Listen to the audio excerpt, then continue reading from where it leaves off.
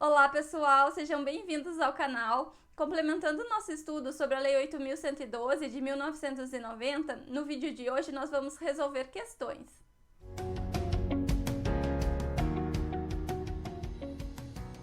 Meu nome é Natália, eu sou formada em Direito, sou servidora pública e sou concurseira. Eu elaborei um material com uma série de questões sobre a Lei 8.112 e no vídeo de hoje eu vou resolver essas questões com vocês. E pessoal, não deixem de assistir os vídeos em que a gente faz uma análise dos principais pontos da lei. Esses vídeos foram divididos em parte 1 e parte 2. Assistam também o vídeo em que a gente fala exclusivamente sobre os prazos da Lei 8.112, que é um ponto que as bancas cobram muito. Gostaria de lembrar a vocês que todo esse material que eu comento nos vídeos, esses resumos, as questões, eles estão disponíveis em PDF na descrição do vídeo. Então acessem ali e façam download do material para que vocês possam acompanhar os vídeos e também estudar através desse material. Na próxima semana eu irei falar sobre as disposições constitucionais referentes aos agentes públicos. Então, não deixem de me seguir no Instagram, se inscrevam no canal aqui no YouTube, curtam, comentem os vídeos e ativem as notificações para que vocês sejam avisados sempre que eu postar vídeo novo. Vamos começar então com as questões, eu vou compartilhar a minha tela com vocês. Vamos começar a resolução das questões da Lei 8.112. Quem ainda não resolveu, pode ir dando pause no vídeo, responde e então avança para a correção. Questão número 1. É cabível penalidade de suspensão ao servidor que reincidir em faltas punidas com advertência? Está correto. Conforme o artigo 130 da Lei 8.112, a suspensão será aplicada em caso de reincidência em faltas punidas com advertência e de violação das demais proibições que não tipifiquem infração sujeita à penalidade de demissão, não podendo exceder a 90 dias. Questão número 2. A inassiduidade habitual é uma conduta passível de suspensão por até 90 dias, conforme a Lei 8.112? Está errado. A inassiduidade habitual, que é a falta do servidor ao serviço sem causa justificada por 60 dias interpoladamente durante o período de 12 meses, sujeita o servidor à penalidade de demissão. E eu trouxe para vocês o artigo 132 da Lei 8.112, que é o artigo que traz os casos em que será aplicada a demissão, e no inciso 3º nos traz a inassiduidade habitual. Questão número 3. O deslocamento de servidor público por interesse da administração para o exercício em uma nova sede com mudança de domicílio permanente configura: letra A. Recondução com direito à ajuda de custo para sua instalação? Não se trata de recondução, né, pessoal? Como nós vimos, as hipóteses de recondução é quando o servidor é estável em um outro cargo e está realizando estágio probatório em um segundo cargo, e nesse segundo cargo ele não é aprovado no estágio probatório, então ele é reconduzido ao cargo anterior no qual ele era estável. Outra hipótese é no caso de reintegração de um servidor, o servidor que está ocupando a vaga dele será reconduzido ao cargo anteriormente ocupado. Então, a letra A está errada. Letra B. Readaptação com direito à ajuda de custo para sua instalação. Também está errado, porque readaptação não envolve mudança de sede com mudança de domicílio permanente, mas sim uma readaptação do servidor a um cargo compatível com as limitações que ele tenha sofrido. Letra C. Remoção com direito à ajuda de custo para sua instalação. Essa é a alternativa correta, mas eu vou ler as outras alternativas.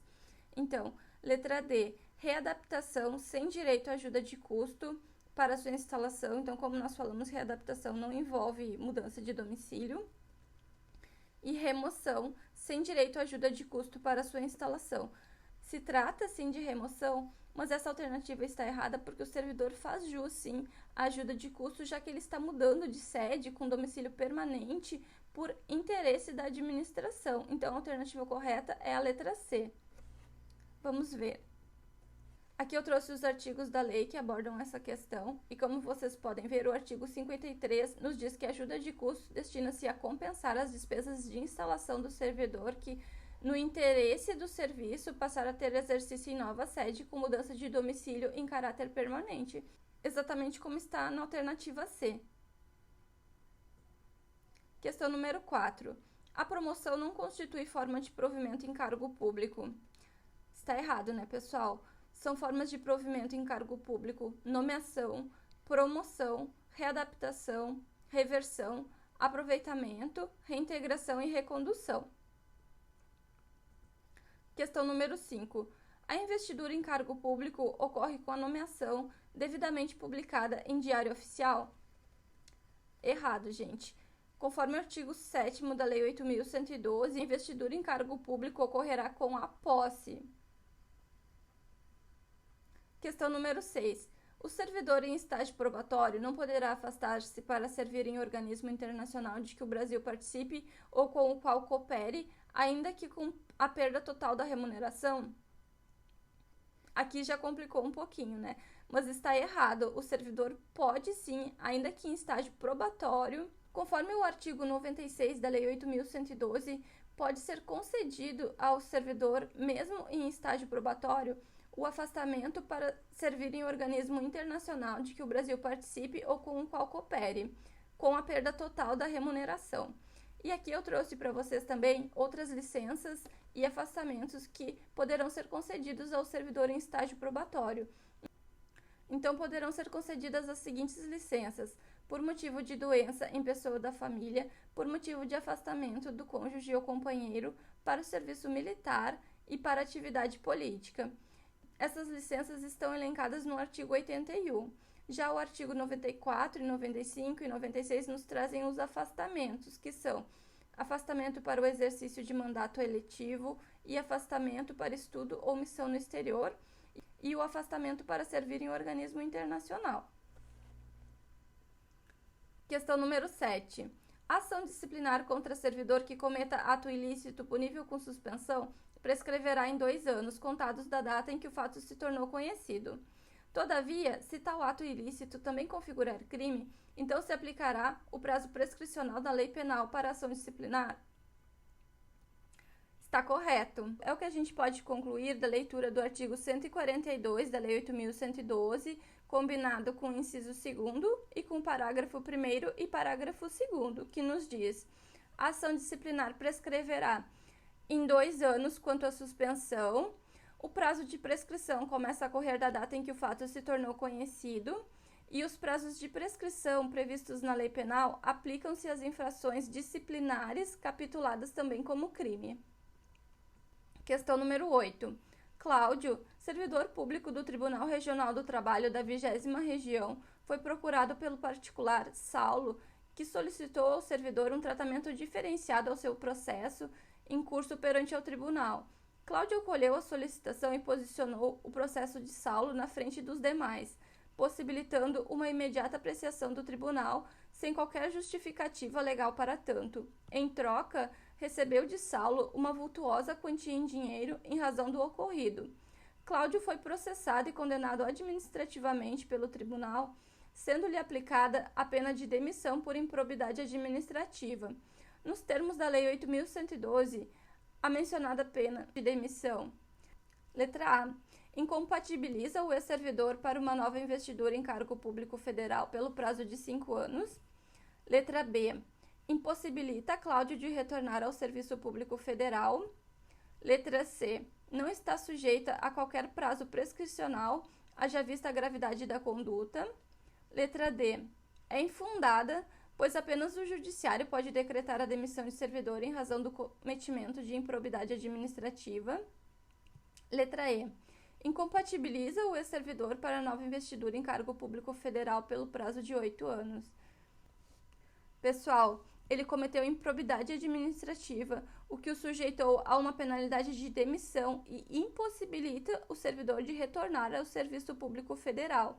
Então, a alternativa correta é a letra B. Conforme o artigo 137 da Lei 8.112, não poderá retornar ao serviço público federal o servidor que for demitido ou destituído do cargo em comissão por infringência do artigo 132, incisos 1, 4, 8º, 10º e 11º.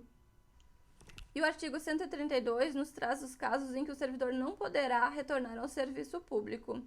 E são eles: crime contra a administração pública, improbidade administrativa, aplicação irregular de dinheiros públicos, lesão aos cofres públicos e dilapidação do patrimônio nacional e corrupção. Então, como vocês podem ver, no inciso 5º está a improbidade administrativa, que é a hipótese da questão que nós estamos analisando.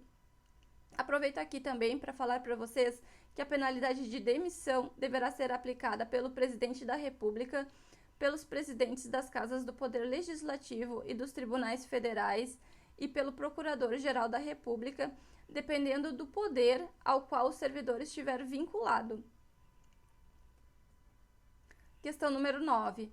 Servidor público civil federal pretende o deslocamento no âmbito do quadro de sua carreira com mudança de sede para acompanhar sua esposa, servidora pública militar, que foi deslocada no interesse da administração pública. Nessa situação hipotética, para acompanhar sua esposa, o servidor deverá: letra A, pedir remoção, pleito que estará a critério da administração pública. Letra B, pedir remoção, pleito que independe do interesse da administração pública. Letra C, pedir a redistribuição de cargo, pleito que independe do interesse da administração pública. Letra D, aguardar concurso de redistribuição para a localidade pretendida e nele ser aprovado. E letra E, ser removido de ofício, porque não cabe pedido de remoção para cônjuges quando eles têm regimes jurídicos diferentes.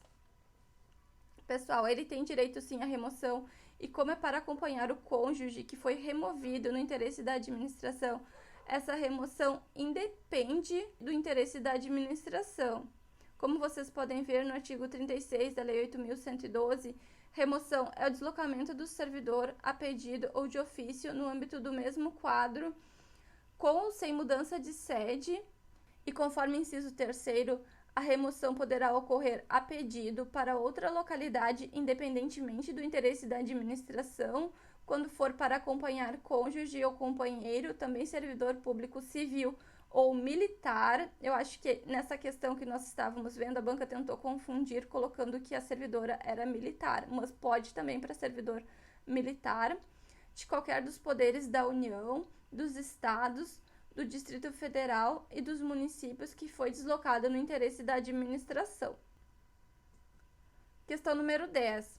Alberto, servidor público federal, foi eleito vereador do município de Lagarto. O citado vereador pretendia conciliar seu cargo com cargo eletivo. No entanto, inexiste compatibilidade de horário para tanto, razão pela qual ficará afastado do cargo efetivo. Nos termos da Lei 8.112, Alberto poderá optar pela sua remuneração, poderá ser removido ou redistribuído de ofício para localidade diversa daquela onde exerce o mandato, não poderá contribuir para a Seguridade Social no período de afastamento, ficaria afastado do cargo efetivo ainda que houvesse compatibilidade de horário, vez que a lei veda o exercício cumulativo de cargos nessa hipótese, receberá obrigatoriamente a remuneração do cargo eletivo. Pessoal, a alternativa correta é a letra A. Conforme vocês podem ver no artigo 94 da Lei 8.112, inciso 3º, investido no mandato de vereador, havendo compatibilidade de horário, o servidor perceberá as vantagens do cargo sem prejuízo da remuneração do cargo eletivo. Não havendo compatibilidade de horário, que é a hipótese da questão, o servidor será afastado do cargo, sendo facultado optar pela sua remuneração. Pessoal, estudem bastante este artigo, porque ele costuma cair muito em prova. Questão número 11. João, servidor público civil federal, ainda em estágio probatório, sofreu um acidente vascular cerebral que o deixou com sequelas que o levaram à aposentadoria por invalidez. 3 anos depois, a administração pública, por meio de junta médica oficial, constatou que João teria se reabilitado e que suas sequelas haviam sido extintas. Fatos que ocasionaram a declaração de insubsistência dos motivos de sua aposentadoria. Nessa situação hipotética, a determinação do retorno ao cargo anteriormente ocupado por João configura: letra A, reintegração, letra B, recondução, letra C, reversão, letra D, aproveitamento e letra E, readaptação.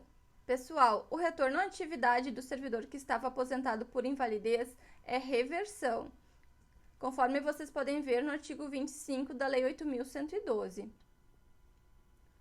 Então, número 12. O servidor público federal poderá ser readaptado em cargo de atribuições e responsabilidades compatíveis com suas limitações, ficando em disponibilidade até a vacância do cargo adequado.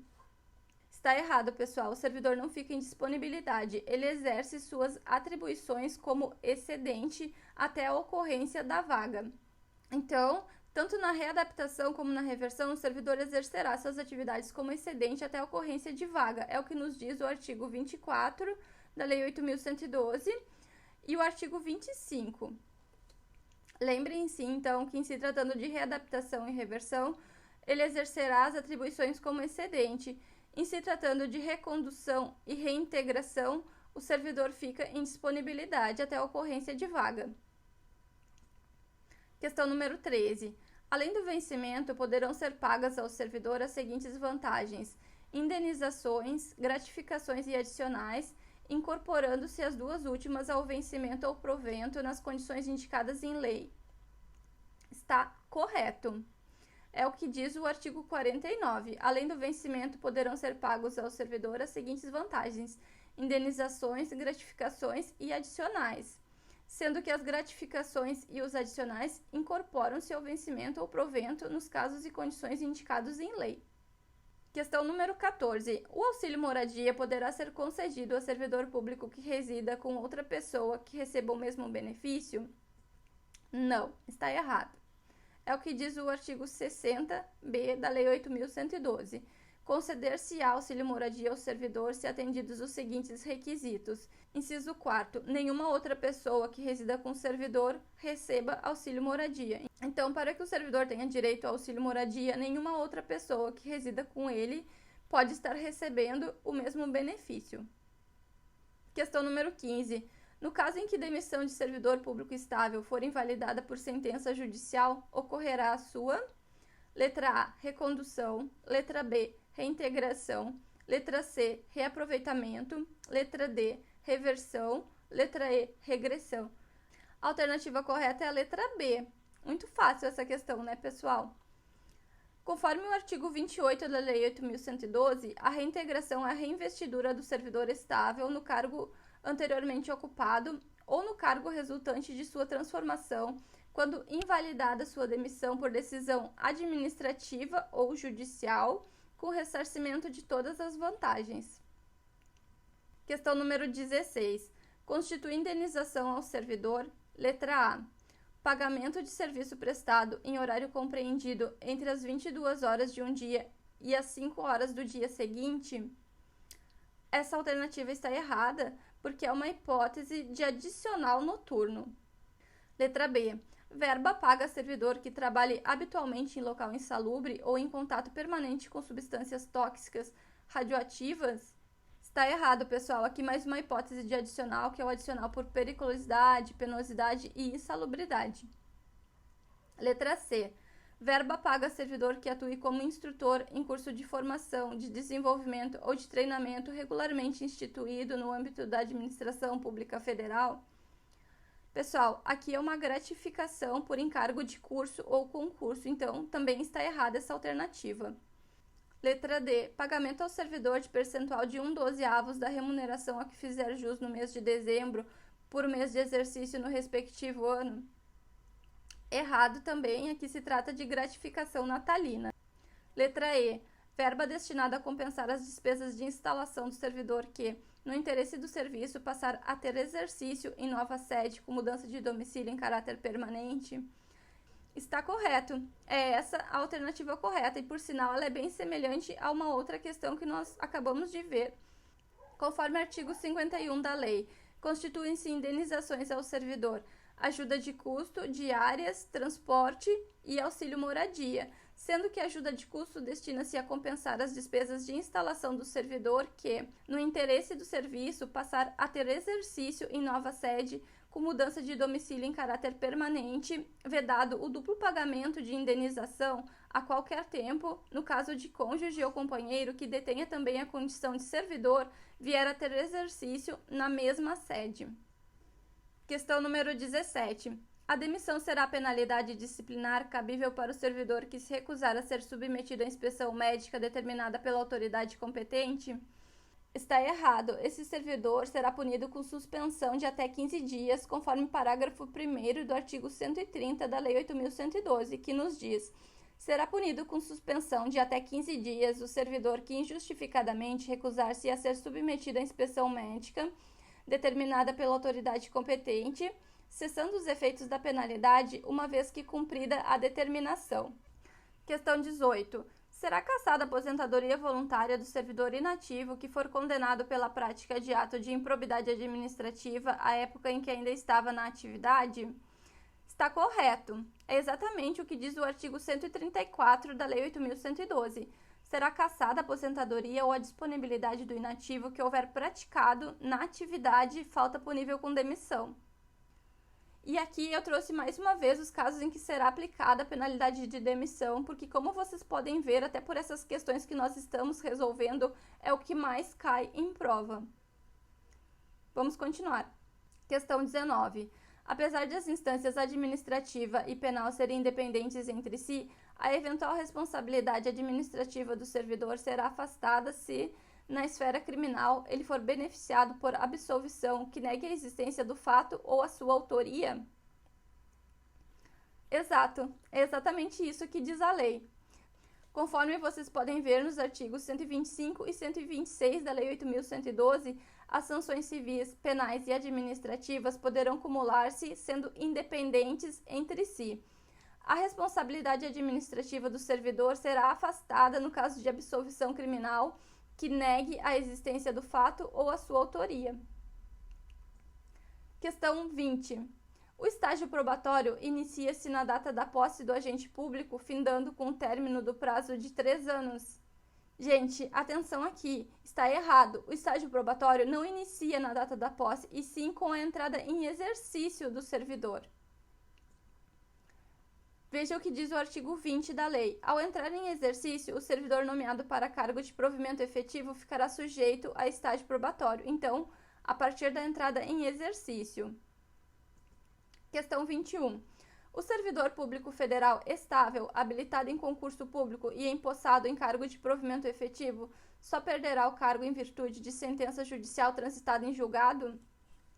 Está errado. Tem outras hipóteses que também levam esse servidor a perder o cargo. E são elas: segundo a Lei 8.112, o servidor estável perderá o cargo em virtude de sentença judicial transitada em julgado ou de processo administrativo disciplinar no qual lhe seja assegurada ampla defesa. A Constituição Federal traz mais uma hipótese de perda de cargo para o servidor estável, que é mediante procedimento de avaliação periódica de desempenho. Questão 22. Pedro, servidor público de carreira, foi submetido a processo administrativo disciplinar e posteriormente absolvido. Nesse caso, é ilícito o recebimento de denúncia contra Pedro com base nas mesmas provas já apreciadas no procedimento administrativo disciplinar, uma vez que a absolvição do servidor impede a apuração dos mesmos fatos no processo criminal. Pessoal, está errado, é o contrário. A absolvição na esfera criminal que negue a existência do fato ou a sua autoria é que afasta a responsabilidade administrativa. Vejamos o que diz a lei. As sanções civis, penais e administrativas poderão cumular-se, sendo independentes entre si. Eventual responsabilidade administrativa do servidor será afastada se na esfera criminal ele for beneficiado por absolvição que negue a existência do fato ou a sua autoria. Questão 23. Joana, servidora pública do Tribunal Regional do Trabalho da 20ª Região, é casada com Augusto há 5 anos. Com eles, vive seu sobrinho Gabriel, que possui 9 anos. Há 15 dias, Gabriel foi acometido por uma grave doença, razão pela qual Joana pretende requerer licença por motivo de doença em pessoa da família. No que concerne a mencionada licença nos termos da Lei 8.112, respondo. Letra A. Joana não tem direito à licença, pois a doença deve recair apenas sobre o cônjuge ou companheiro, pais ou filhos. Letra B. Desde que preenchidos os requisitos legais, a licença será deferida, ainda que a assistência direta de Joana não seja indispensável, mas se mostre de grande relevância, sobretudo para a parte psicológica de Gabriel. Letra C. Joana tem direito à licença desde que, dentre outros requisitos, Gabriel viva às suas expensas e conste no seu assentamento funcional, mediante comprovação por perícia médica oficial. Letra D. Ainda que a assistência direta de Joana possa ser prestada simultaneamente com o exercício do cargo ou mediante compensação de horário, isso não inviabiliza o direito à licença pretendida, desde que preenchidos os demais requisitos legais. Letra E. Desde que preenchidos os requisitos legais, referida licença poderá ser concedida por até 90 dias consecutivos ou não, mantida a remuneração de Joana. Pessoal, a letra certa é a letra C. Ela tem sim direito à licença, desde que, dentre outros requisitos, Gabriel viva as suas expensas e conste no seu assentamento funcional mediante comprovação por perícia médica. É o que nos diz o artigo 83 da Lei 8.112. Poderá ser concedida licença ao servidor por motivo de doença do cônjuge ou companheiro, dos pais, dos filhos, do padrasto ou madrasta e enteado ou dependente que viva suas expensas e conste do seu assentamento funcional mediante comprovação por perícia médica oficial. Espero que vocês tenham gostado do vídeo. Quem acompanha o canal sabe que eu considero muito importante a resolução de questões, inclusive eu sempre recomendo que vocês comecem os estudos resolvendo questões, porque é através da resolução de questões que vocês irão se familiarizar com a banca, identificar os pontos mais cobrados, as pegadinhas da banca e assim vocês conseguirão direcionar a leitura para os pontos mais importantes. Então, pessoal, não deixem de me seguir no Instagram, de se inscrever no canal aqui no YouTube, de curtir, comentar os vídeos, me contem como andam os estudos e ativem as notificações para que vocês sejam avisados sempre que eu postar vídeo novo. Bons estudos!